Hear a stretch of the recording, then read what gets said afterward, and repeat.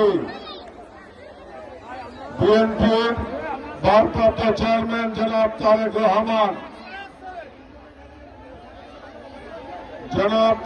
রহমান, সারা বাংলাদেশে 237টি আসনে মনোনয়নপত্র ঘোষণা করেছেন।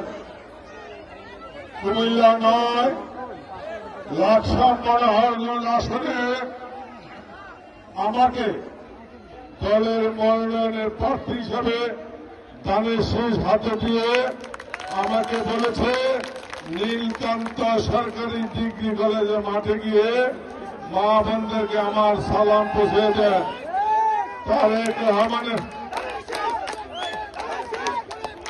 ভারপ্রাপ্ত চেয়ারম্যান জনাব তারেক রহমানের দানের শীষের সালাম নিয়ে আজকে আমি এই নীলকান্ত সরকারি ডিগ্রি কলেজ মাঠে উপস্থিত হয়েছি।